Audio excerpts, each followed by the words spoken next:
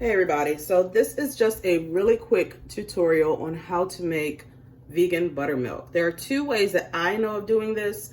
One way is using your plant-based milk and using apple cider vinegar, and the other one is using plant-based milk and using lemon juice, fresh lemon juice.